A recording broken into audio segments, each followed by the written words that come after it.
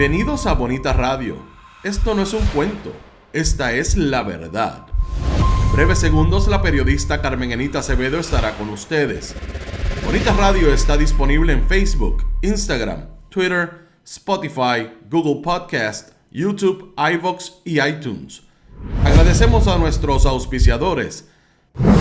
Vanilla Gift Card, Cooperativa Seno Gandía, Solidez y Futuro, y Buen Vecino Café. Nuestras transmisiones son viables también gracias al apoyo de ustedes. Pueden enviar sus donativos accediendo a bonitaradio.net. Allí podrán realizar su aportación a través de PayPal o tarjetas de crédito. También pueden realizar su donativo por ATH Móvil Negocios a la Fundación Periodismo 21. O pueden enviar un cheque o giro postal a PMB número 284. P.O. Box 194000, San Juan, Puerto Rico 00919-4000. Bonita Radio, esto no es un cuento, esta es la verdad. Con ustedes, la periodista Carmen Enita Acevedo, en directo desde el estudio Roberto el Indio Acevedo. Saludos y buenos días, Puerto Rico. Soy Carmen Enit Acevedo y a esta hora, a las 11:04 de la mañana, Bonita Radio se enciende para conversar con ustedes sobre lo que ustedes tienen derecho a saber. Esta mañana vamos a hablar del Tribunal Supremo de Estados Unidos, lo que nosotros hemos tratado de alguna manera aquí en Puerto Rico y recientemente con el caso de La Parguera y las inhibiciones de los jueces, que todavía no sabemos por qué, en el caso de los acusados. Retumba de alguna manera en el Tribunal Supremo de Estados Unidos, pero obviamente trayendo investigaciones precisamente sobre los jueces y lo que deberían hacer en términos de inhibición, en este caso el juez Clarence Thomas, en el caso de la inmunidad que se está solicitando para Donald Trump, que tiene supuestamente, es la alegación, que tiene inmunidad por haber sido expresidente con relación a las investigaciones que tiene pendiente. Importante que miremos eso de cara a lo que ocurre en Puerto Rico con una judicatura que seguimos insistiendo arrastra los pies en relación a los derechos de las personas en Puerto Rico. Lo que dejó caer ayer Brock Pierce, que hay una transacción en favor de un inversionista de capital, de un fondo de capital, para pagarle $9.8 millones en una deuda que tiene con la propiedad del Hotel W. Lo que nosotros habíamos investigado y hemos investigado en Bonita Radio, con lo que aparenta ser un plan incluso aprobado por el gobierno de Puerto Rico y el gobierno municipal de Vieques, para sacar de esa área del sector playa allí en Vieques, que colinda con el Hotel W, precisamente a las personas que han vivido allí toda la vida y que el gobierno ha intentado expropiarlo de sus terrenos.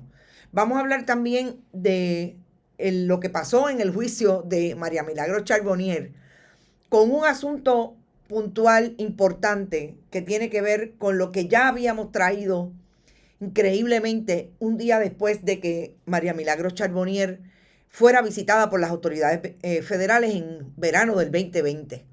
Y es importante traerlo en el contexto de lo que dijo ayer Jonathan Alemán, que me parece que es el principal testigo contra María Milagros Charbonnier, y sobre todo lo que trajo también el agente Waltz con relación a ese testimonio, a ese testigo. Sigue siendo importante que es el principal testigo contra María Milagros Charbonnier. ¿Dónde está Carlos Johnny Méndez en toda esta controversia? Lo que sabía en el 2020 y lo que Bonita Radio trajo en aquel momento, que se corrobora hoy, no solamente con Jonathan Alemán, sino también con el testimonio, obviamente dado solamente en una alegación de culpa, no en el juicio, de Frances Acevedo Ceballos, su participación, y cómo un día después ustedes fueron los que se enteraron primero de que a María Milagros Charbonnier la estaban investigando, y sobre todo quién participaba como testigo en esa investigación. Vamos a hablar con ustedes brevemente. Por ahí está Ivonne Padua, como siempre, Raymond Reyes, Nerida Ramos, Luis Fernández, Humberto, Entiendo que llegó por ahí primero Arturo Gilberto Rodríguez. Saludos, Arturo. Lutía, siempre desde Winter Garden, Florida. Humberto López Rodríguez, Nereida Ramos, Ileana González, dice que llegó. Norma Rodríguez, que está activa. Aquí estoy presente desde la diáspora. Luis Cruz, gracias por estar. Carmen León Colón, está siempre Magdi Cabán, Elizabeth Blanc, que ya mismo empieza a llamar a su gente para que se conecten. Gracias, Elizabeth, y siempre por tu apoyo. Criselia de Vázquez, Gerardo Pérez García, Pilar Gómez Fontanes, Edgar Gómez, Domingo Delgado, Héctor Rivera. Está Vélez Maite, como siempre, aunque me siento que estoy pintada en la pared. ¿Pero por qué, Vélez Maite? No digas eso.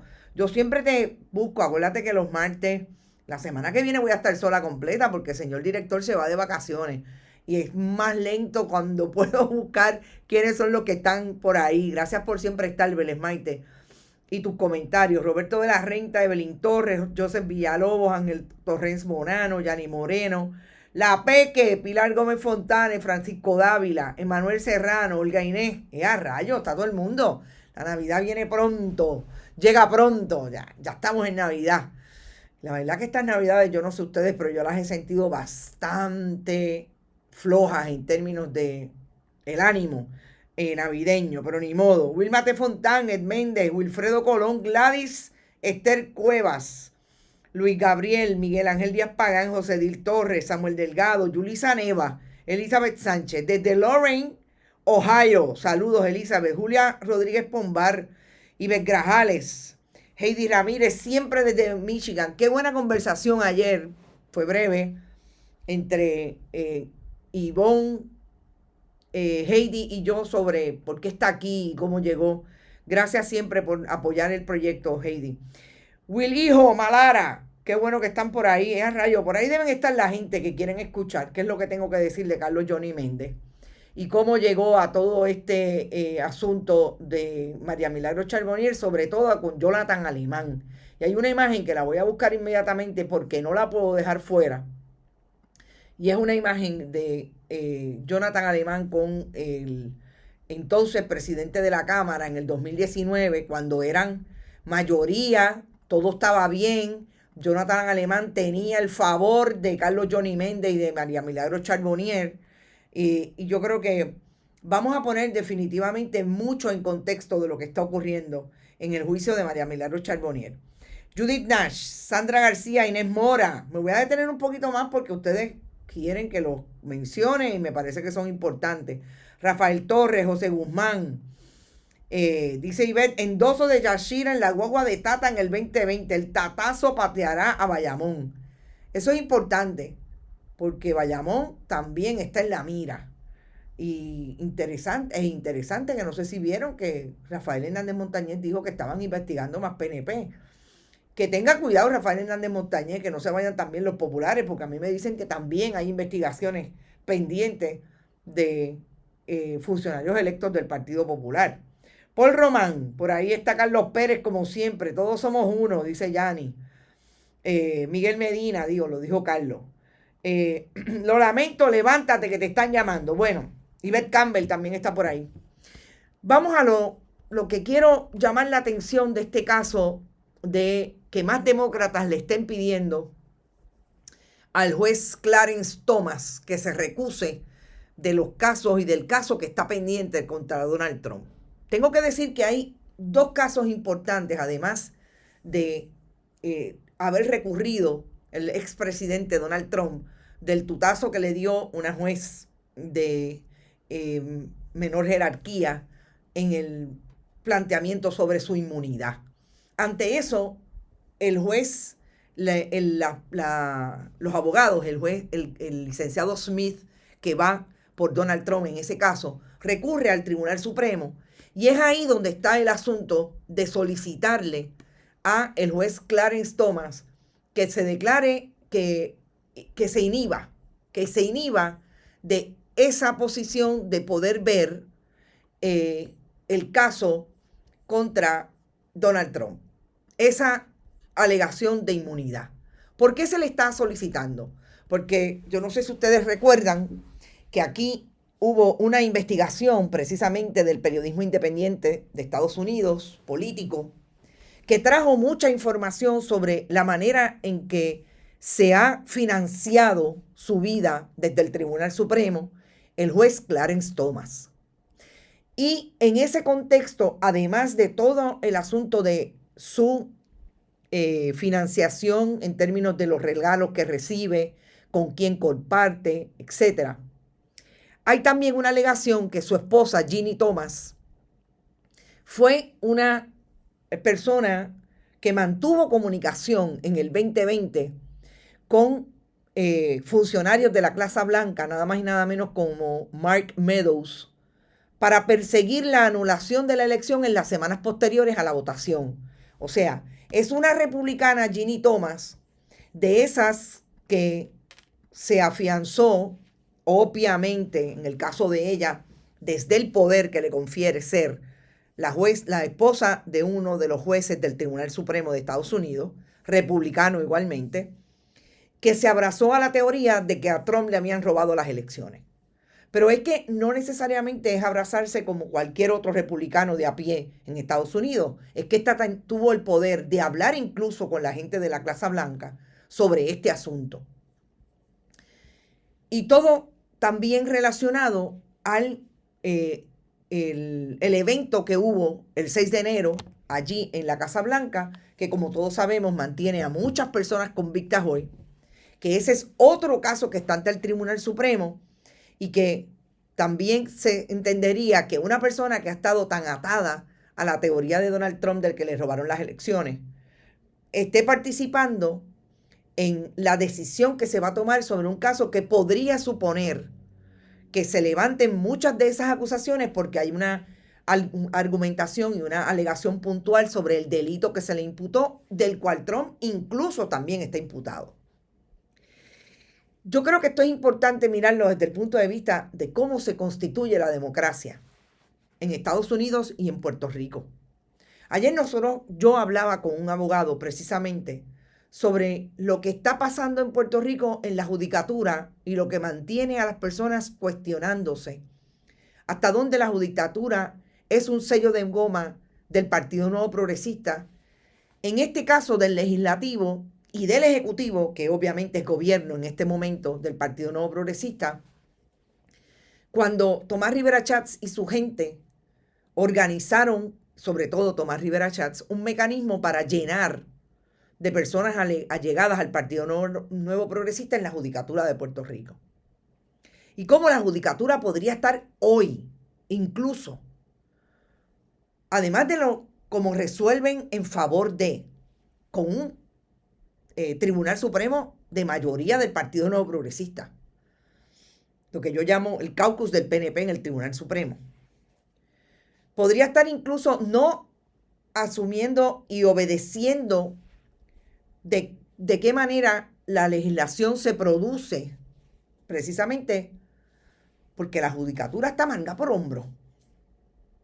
Porque el legislador dice una cosa y no es la interpretación. Y ahí estábamos hablando exclusivamente de un asunto de términos. Y los jueces no están cumpliendo con los términos que establece la ley, deben ver los casos. Eso en Puerto Rico.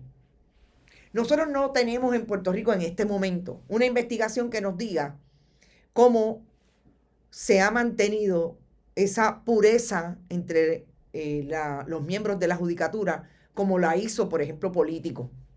Como siempre digo, para eso hace falta más que un equipo de personas, también mucho dinero para poder hacer una buena investigación que nos diga, estoy segura que nos los va a decir, de qué manera la judicatura de Puerto Rico está atada a los partidos y a las personas que los nombraron, pero sobre todo a los partidos políticos. Nosotros llamamos la atención ayer de lo que pasó el pasado viernes con una juez que se inhibe, un segundo juez que se inhibe, una tercera que le envía el caso a un cuarto y ese cuarto supuestamente va a atender el caso contra las personas que están acusadas por crímenes alrededor de la protesta ambiental en la caseta de Jennifer González desde el pasado mes de julio y todavía al día de hoy no se completa la vista preliminar porque ninguno de los jueces quiere decidir sobre la moción de desestimación. Imagínense si tuviéramos ante sí a un juez, ojo, que no creo que tarde mucho en ocurrir. Y es increíble, porque yo pensaba esta mañana cuando coloqué esta imagen, que es una imagen del Washington Post, que es quien más escribe hoy sobre el tema, y trata y trae la carta de 8 congresistas del Partido Demócrata que le están solicitando directamente al juez presidente del Tribunal Supremo que tome cartas en el asunto, porque esto violenta definitivamente la posibilidad de que haya, de que no tenga mente hecha el juez Clarence Thomas.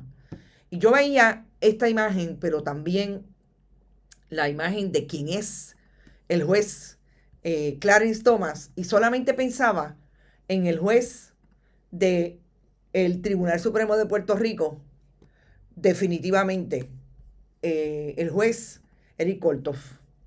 Una persona que no solamente ha estado atada a lo que es el Partido Nuevo Progresista, sino que participa activamente de actividades y tiene un negocio relacionado con la educación continua de los abogados y abogadas en Puerto Rico, y está atado totalmente a la Asociación de Abogados de Puerto Rico, que son miembros del Partido Nuevo Progresista, que se salieron, oigan esto, importante, que se salieron y se descolegiaron y pidieron hacer una asociación precisamente por lo que ellos alegaban que eran los comunistas del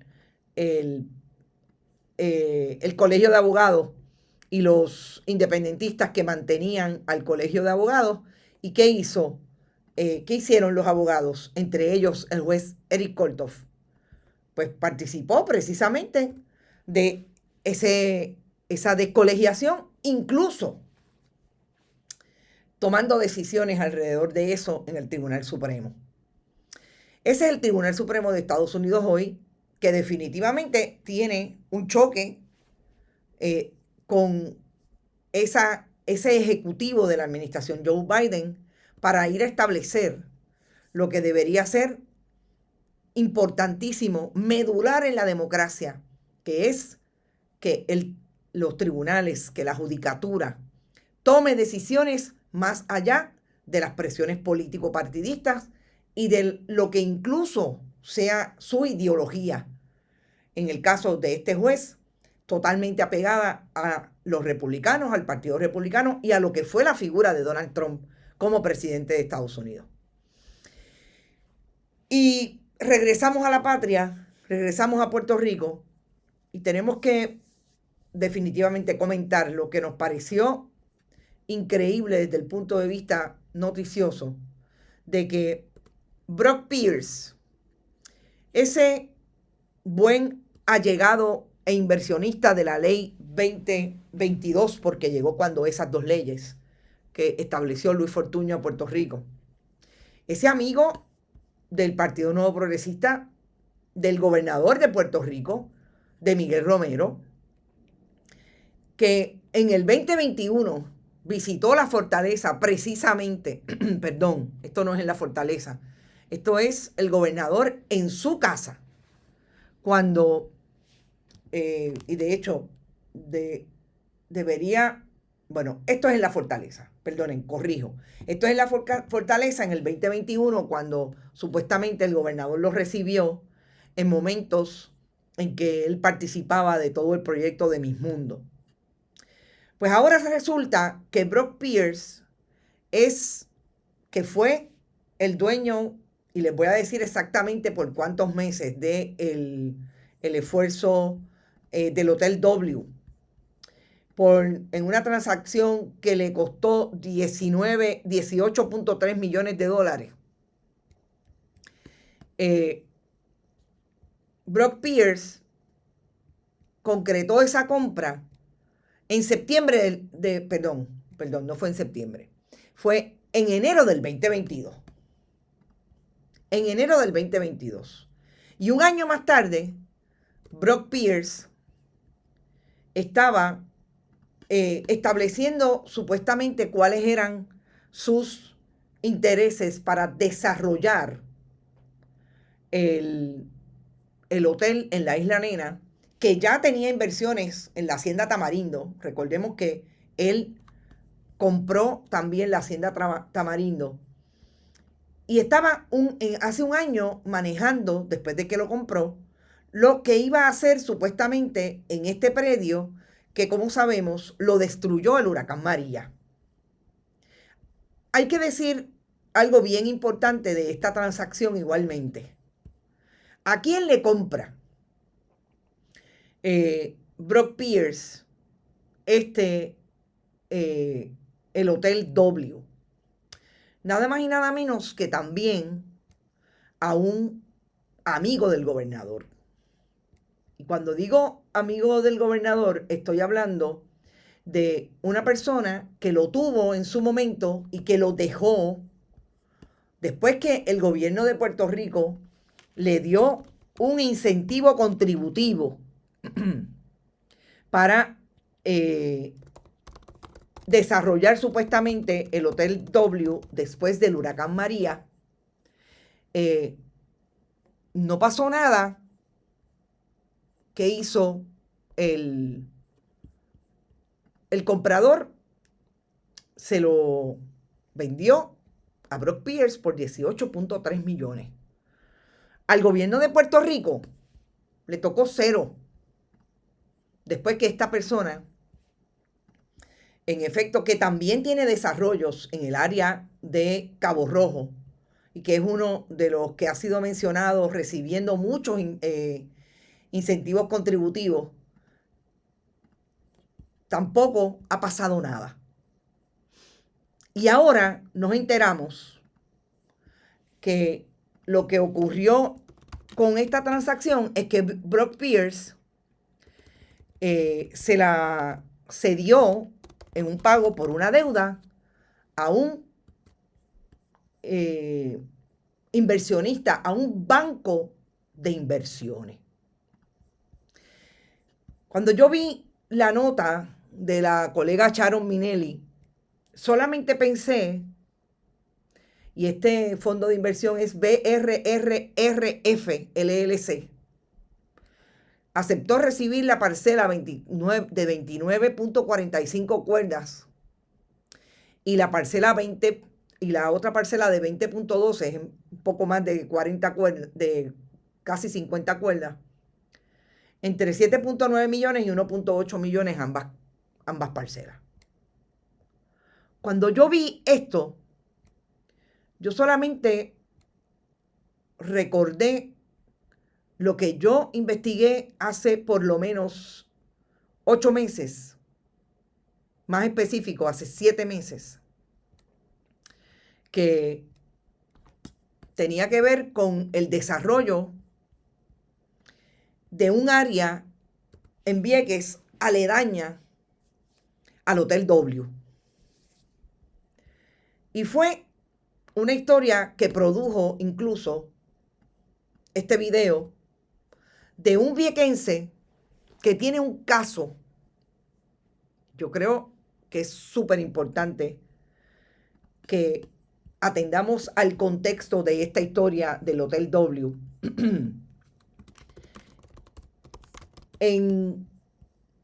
Definitivamente en el área de el sector playa, porque este puertorriqueño viequense, 3 generaciones en Vieques, el puertorriqueño estaba intentando, el gobierno de Puerto Rico, el gobierno incluso municipal de Vieques, fue y recurrió en un pleito ante los tribunales estatales para tratar de desahuciarlo de esa área, estableciendo que esos terrenos son del pueblo del gobierno de Puerto Rico. Específicamente, la historia se publicó el 7 de junio. Y establecimos cómo la administración de terrenos bajo el gobierno de Pierluisi fue a los tribunales para sacar a la familia del barrio Florida, sector Martino en Vieques, que llevan allí 60 años. Y cuando yo vi la historia ayer yo recordé a don Edwin Velázquez Rodríguez, el hijo de Eugenia Cruz González, que es el que está peleando en los tribunales y que ha tenido defensa y ha tenido abogados, porque uno de los abogados de la ACLU hoy ha sido el que ha recurrido constantemente a los tribunales a defenderlo. Así es que no es casualidad que definitivamente estemos viendo hoy una inversión de un fondo, porque Brock Pierce decidió que le tenía que pagar a ese fondo que le debía $9 millones y le pagó con esos terrenos. Ahora, yo me pregunto, ¿dónde está el gobierno de Puerto Rico reclamando lo que, en efecto, además de los terrenos que le pertenecen, porque es una sucesión que lleva instalada allí 60 años, defendiendo a esta gente en lugar de ir a desahuciarlos? ¿Para qué? ¿Qué es lo que quieren desarrollar en el área del barrio Florida, sector playa? Precisamente lo que vino Ángel Corsino Acevedo, no es familia mía, el alcalde de Vieques, a tratar de inaugurar hace unos meses, que es un paseo tablado. Eso es lo que está provocando o buscando el gobierno de Puerto Rico, que ahora vemos que hay otro inversionista, a través de ese otro inversionista amigo, Brock Pierce, del gobierno de Puerto Rico y del gobernador del 33%, Pedro Pierluisi, para desarrollar esa área, lo que no pudo hacer. ¿Por qué Brock Pierce se habrá ido? Además de porque le debía $9 millones al otro, definitivamente, al fondo de inversiones. Pero esto es, como diría la profesora a quien hemos entrevistado aquí antes, Rima Brusi, lo que acaba de comentar hace un rato en sus redes a través de Twitter. Esta es la colonia en su máxima expresión, trayendo a los inversionistas que hace rato estamos diciendo se quieren quedar con el país, y que hay un esfuerzo coordinado con el gobierno de Puerto Rico. Porque no es casualidad que Brock Pierce tenga el favor del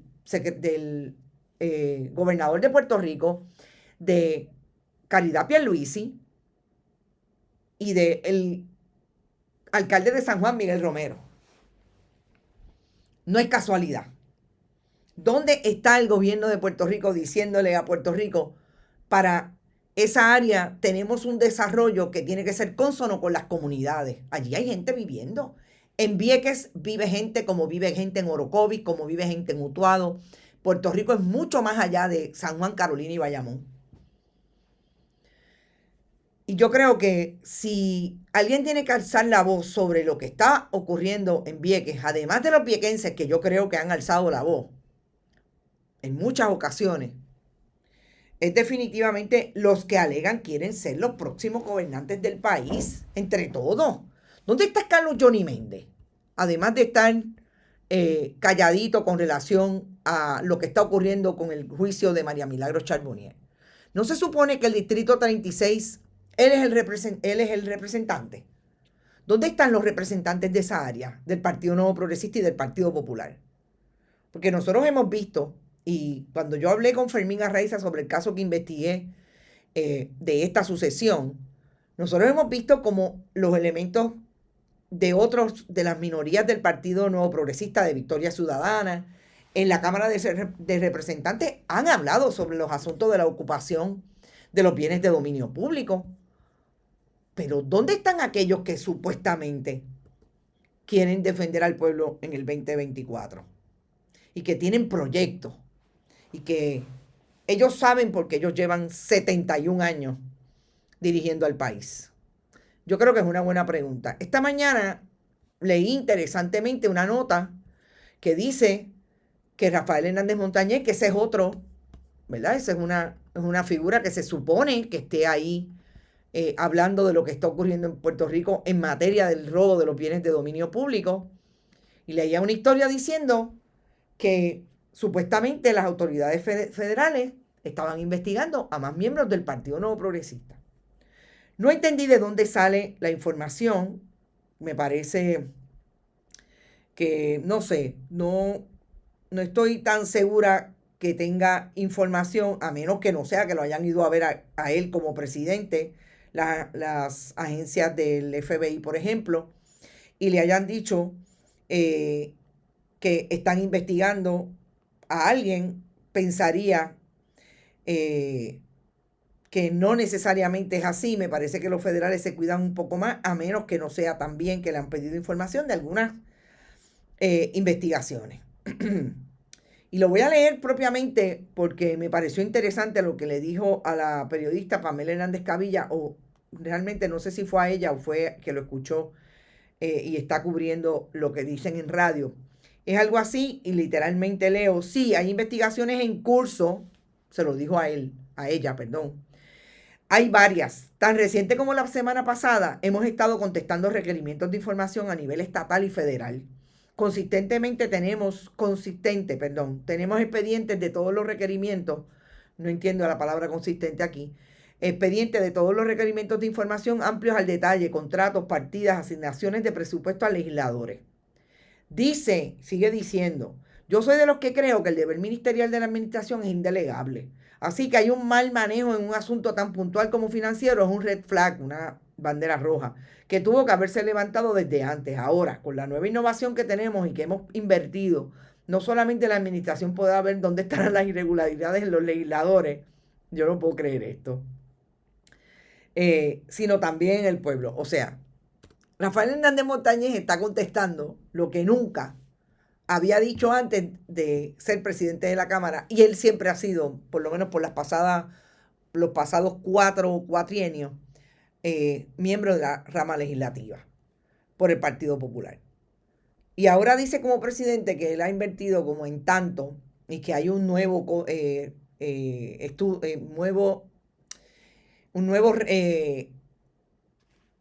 proceso de aumentos de salario, etcétera, que esto va a ser, olvídense, que no va a haber manera. ¿Y dónde estaba Rafael Hernández Montañez cuando las autoridades federales estaban investigando a María Milagros Charbonnier? Él estaba allí. ¿Dónde estaba la minoría en aquel momento del Partido Popular diciendo que algo estaba raro en las transacciones de personal en el gobierno de Tomás Rivera Chats y Carlos Johnny Méndez, sobre todo en la Cámara? Porque ahora, hablando del caso de María Milagros Charbonnier, yo creo que es importante decir lo que está ocurriendo y que se dejó ver ayer, y que Bonita Radio lo está trayendo desde el 2020, desde verano del 2020, cuando precisamente, les voy a poner un video sin audio de cuando lo dijimos. Esto fue el 16 de julio del 2020, cuando nosotros hablábamos precisamente de lo que estaba ocurriendo en ese momento, que a todas luces, ayer nos enteramos que Jonathan Alemán ya estaba comerando con las autoridades.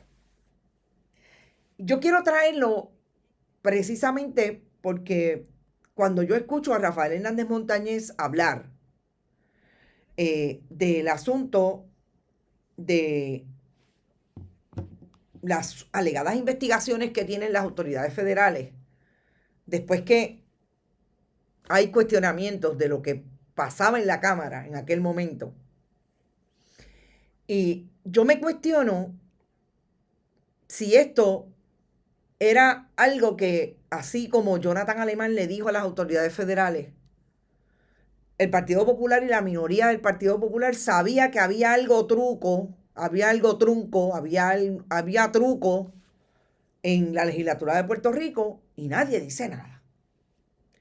El cuestionamiento para mí es si esto ocurre en otras oficinas, y por no haber una persona que le dijera a las autoridades federales esto está pasando allí y acá, solamente vemos hoy un caso, y obviamente sabemos que pasó en la oficina de Nelson del Valle, pasaba en la oficina de Néstor Alonso, pero yo estoy hablando de las demás oficinas de legisladores, porque nosotros sabemos de un tiempo a esta parte que el Partido Popular y el Partido Nuevo Progresista mantienen una alianza violeta en esto de protegerse unos a otros porque ninguno de los dos quiere perder el poder, y que han habido en otros momentos históricos informaciones que nos ubican, en efecto, en que ese empleado fantasma, ese aumento de salario para darme una parte, ha estado en la vida política de ambos partidos, sobre todo en la legislatura de Puerto Rico y en las alcaldías. Porque la manera en que se ha constituido la corrupción en las agencias de gobierno ha sido de otra forma, ha sido distinta totalmente. Así que cuando empezamos a escuchar ayer a el testimonio, hay dos testimonios que me parecen importantes y que nos llevan a esta historia que nosotros produjéramos el 16 de julio del 2020, y para beneficio de todos y todas está en nuestro muro de Facebook, está en YouTube y está también en Twitter, porque lo que hemos querido hacer desde esta mañana es que ustedes tengan la posibilidad de escuchar, aquellos que son nuevos internautas sobre todo. Hay algunos que se repiten, y esta mañana estaba repasando el video para bajarlo y poder hacer algo específicamente de lo que hablé en aquel momento, para que pudieran ver cómo es que se encuentra hoy, se confirma todo lo que dijéramos el 16 de julio del 2020 con quienes han ido de testigos al juicio de María Milagros Charbonnier en este momento, en el 2023. Y es precisamente que en aquel momento nosotros trajimos información que por un lado corrobora Sheila Mangual cuando en un momento dice que las autoridades federales entrevistaron primero a Frances Acevedo Ceballos, y es ella la que da luz. Obviamente nos parece que Frances Acevedo Ceballos tiene que haberlo confirmado en su admisión de culpa. Es ella la que dice que le dijo a las autoridades federales lo que le dijo en un momento dado, porque había hablado con María Milagros Charbonnier desde su teléfono, y que cuando las autoridades federales fueron a ver a María Milagros Charbonnier, ya María Milagros Charbonnier sabía que la estaban investigando y que era lo que estaban buscando las autoridades. Si ustedes escuchan el video que está en todas nuestras redes hoy, gente de hace 3 años y 6 meses, de julio 16 del 2020, ustedes se percatarán que cuando María Milagros Charbonnier habló con los periodistas después que la fue a ver el FBI, le dijo a los periodistas que ellos les mostraron 2 órdenes de incautación de su teléfono y del iPad. ¿Y qué fue lo que esta periodista dijo? Obviamente, una lo sabe por experiencia, porque una hace su trabajo y ha hecho su trabajo todo el tiempo, de ir más allá de la pregunta lógica, de seguir indagando y de ver cómo es que el mecanismo de investigación se da entre lo que está investigando un agente o un fiscal y finalmente lo que se produce a nivel judicial, que pueden ser las órdenes, la petición de alambrar a una persona, de tener acceso a grabaciones orales no telefónicas, de solicitar órdenes de allanamiento, etc. Nosotros dijimos en aquel momento precisamente, aquí tiene que haber alguien que está diciendo que María Milagros Charbonnier hizo algo en ese teléfono. Ahí está. Lo dijo claramente Sheila Mangual, que cuando ella habló con Frances Acevedo, Frances le dijo, no, yo le dije a los federales, después de hablar con Tata, que el dinero que yo sacaba mensualmente era para ti. Ahí está. Lo que María Milagros Charbonnier dijo en aquel momento era todo lo contrario, que ella no tenía nada que esconder. Por eso me parece tan importante el nivel, el ritmo que ha llevado esta investigación y la manera en que las autoridades han querido establecerlo en el juicio. ¿A quién sentaron primero? ¿A quién no sentaron? ¿A quién están sentando ahora? Y en ese caso me parece que había que establecer de primera mano lo que dijimos antes versus lo que estamos trayendo ahora y estamos viendo ahora como testimonio fundamental en el caso contra María Milagros Charbonnier. Ayer se sentó el agente Waltz. Waltz dijo claramente que Jonathan Alemán era el testigo que se querelló inicialmente en las oficinas del FBI contra María Milagros Charbonnier. Que esta persona logró incluso alambrarse para grabar conversaciones con Frances Acevedo Ceballos y que más tarde habría utilizado dinero para pagar el alegado soborno mensual. Es decir, yo les dije a ustedes en un momento dado que era importante que recordáramos lo que dijo Sheila Mangual, de que en efecto Frances Acevedo le dijo que le había dado dinero a Jonathan Alemán. Aquí lo tienen. En efecto, hubo una transacción vigilada, dirigida por las autoridades federales para que se dieran ese dinero y se le pasara a Jonathan Alemán. Es el testimonio de una persona que participa con los mecanismos que produce y que admite la jurisdicción de Estados Unidos en Puerto Rico. Recordemos que ese tipo de conversaciones orales no telefónicas están prohibidas en nuestro ordenamiento legal. Las autoridades federales lo hacen y ahí está. ¿Y qué hicieron? Sentaron primero a la persona que iba a decir, en efecto, ella me dijo que le daba dinero a, o tenía una relación con fulano, y por otro lado sentaron a la gente que dice, sí, en la cuenta de Jonathan Alemán hay transferencia. ¿Y ahora quién sientan? A Jonathan Alemán diciendo, sí, yo participaba de la investigación y en efecto me dieron dinero. Realmente es el agente Waltz el que habla de esto. Yo les di, o sea, como parte de la investigación le dimos dinero para que lo colocara y es una transacción vigilada desde nuestra investigación. Así es que Jonathan Alemán es mucho más allá de un testigo que podía saber lo que estaba ocurriendo en esa oficina, sino que participó activamente con el FBI en tratar de llegar hasta María Milagros Charbonnier y los otros co-conspiradores. Las grabaciones no están introducidas, no están introducidas todavía, pero a través de Waltz. Pero Waltz habla claro, no olvidemos que Jonathan Alemán está anunciado como testigo. Jonathan Alemán es tan importante a mi juicio que cuando lo veamos, y anoten el día, ponlo en la nevera, cuando veamos a Jonathan Alemán en la silla de los testigos, no sabemos si una de las cosas que va a traer, y por eso es tan importante Carlos Johnny Méndez en toda esta ecuación, no sabemos si lo que va a traer en efecto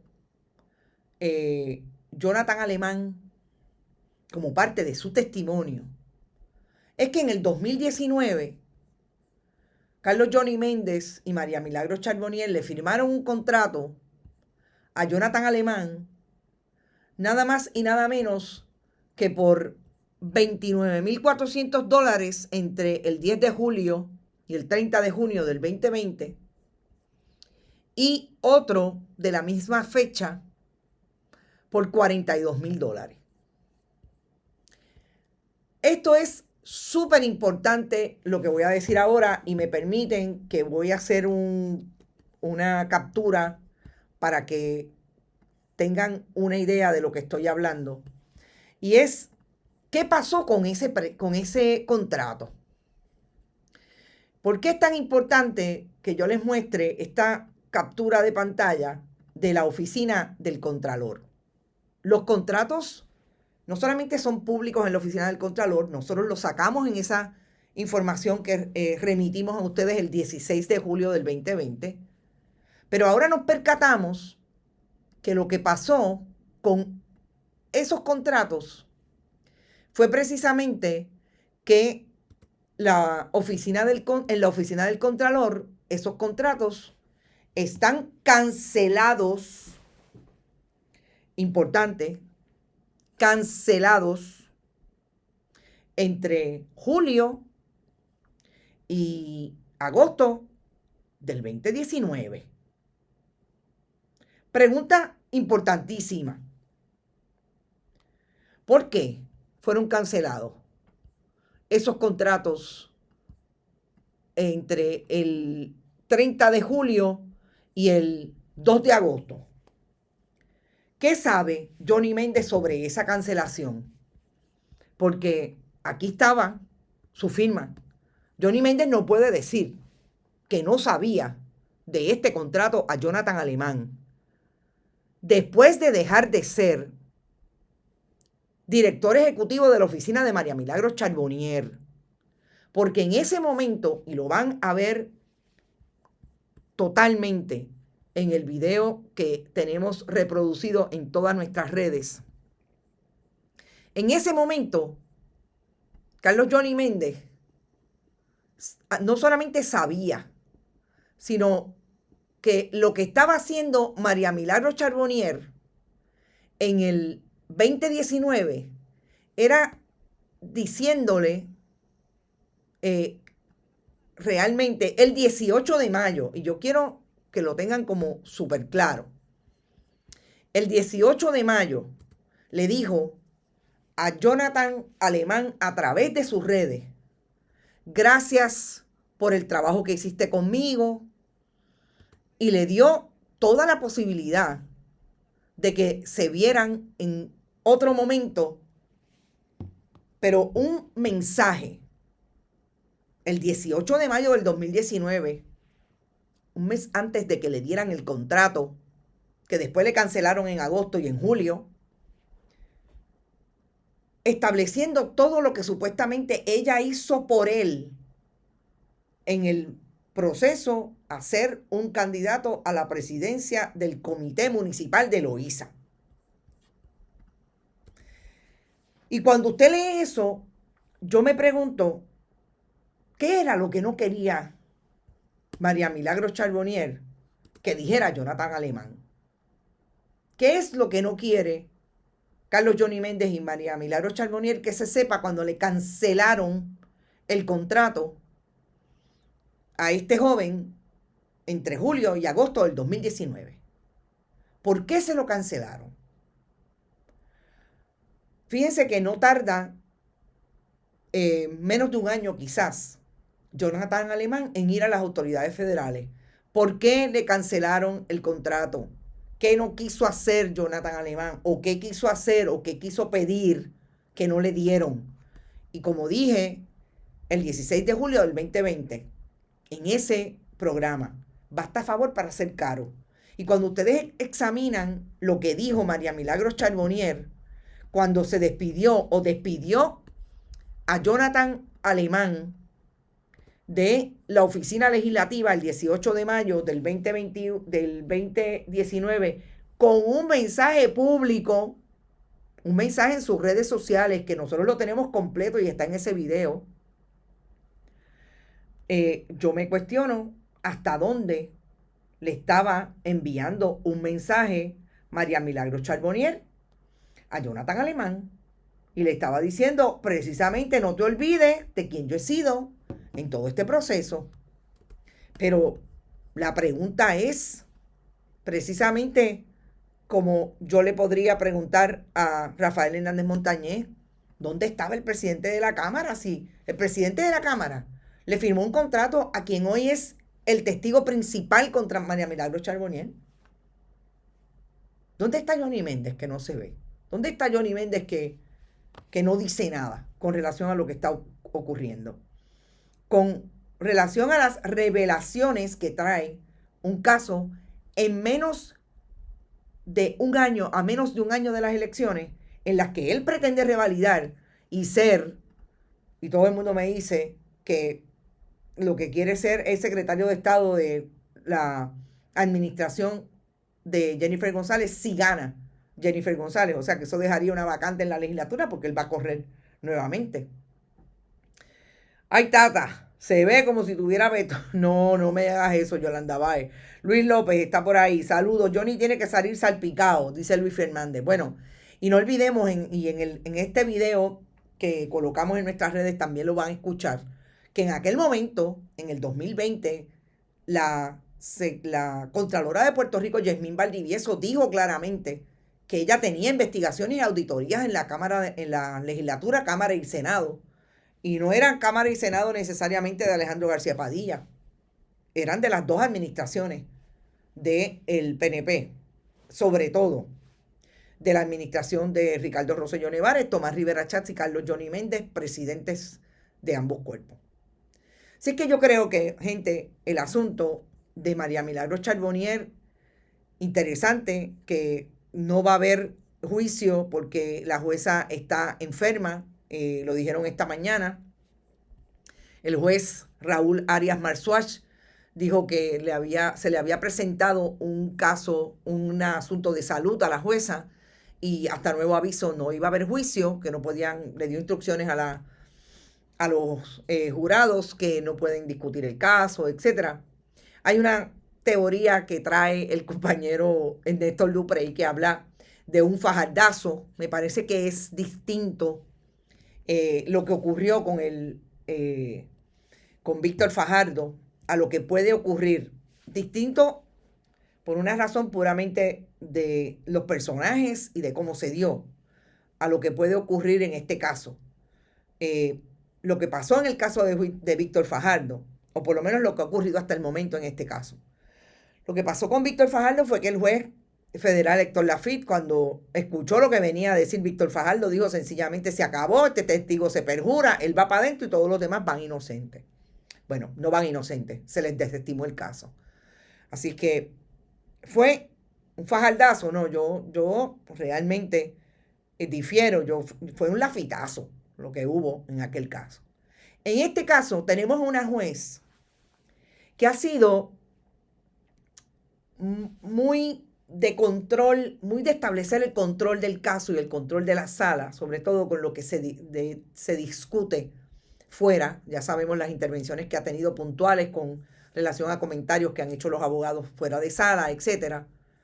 Y me parece que no necesariamente se daría desde ahí. Yo conozco a la juez Silvia Carreño desde el punto de vista profesional, desde que era fiscal del Departamento de Justicia Estados Unidos en Puerto Rico, allí en la Fiscalía Federal. Me parece que es una persona más allá de seria, que controla muy bien lo que ocurre en su sala. No pensaría que va a ser por analogía, un lafitazo. Pero todo es posible. Yo, la teoría de Néstor Duprey, no necesariamente estoy de acuerdo por las personas y por cómo se ha dado este caso. Me parece que si aquí hay alguien que le interesa que todo salga, es a la Fiscalía de Estados Unidos en Puerto Rico, por todo lo que ha ocurrido, sobre todo por lo que ha ocurrido en el caso del gobernador de Puerto Rico, cuando le abortaron una investigación al fiscal Stephen Muldrow, y esos elementos que provocaron ese aborto no fue en ese caso un juez. Realmente fueron elementos del Departamento de Justicia en Washington, a donde pudo llegar a través de congresistas y a saber quiénes, Andrés Guillemard Noble y el propio gobernador de Puerto Rico. Yo creo que si la jueza está leyendo correctamente lo que nosotros hemos leído y obviamente tenemos alguna información, no creo que el Departamento de Justicia vaya a quedarse dado en esta segunda ocasión contra un caso que aparenta tener definitivamente muchos vínculos y a salpicar a muchos de los elementos políticos partidistas del Partido Nuevo Progresista. Así que va a seguir siendo interesante. No sabemos obviamente cuándo se retomará, no sabemos si tiene COVID la jueza. Lo que dicen es que tuvo un asunto de salud y que próximamente se anunciará cuándo habrá nuevo día de juicio. Por ahora, lo más importante establecido por el agente Waltz es la importancia de Jonathan Alemán Arce como testigo, y cuando lo sienten, definitivamente va a ser, yo creo, que el testigo más importante, porque yo creo que va a tener la posibilidad de traer estos otros elementos que todo el mundo se los cuestiona, pero hasta ahora no han llegado a la sala judicial. Así que nosotros nos vamos. Gracias por estar otro mediodía con ustedes.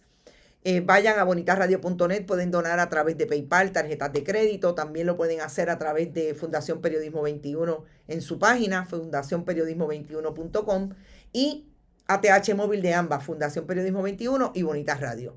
Buen provecho, éxito, y nos vemos a las 5 y vamos a trabajar el tema del ICP a las 5 de la tarde, esa buena reunión que hubo ayer, y traer otros elementos que me parecen importantes de ese mundo de los fogones prendidos. Mañana hay vista en el caso de La Parguera, entiendo que no es vista, es una conferencia de estatus sobre el procedimiento administrativo en el Departamento de Recursos Naturales, así que estaremos pendientes. Éxito, buen provecho y nos vemos a las 5 en Qué Palo es Noticia. Bonita Radio. Esto no es un cuento. Esta es la verdad.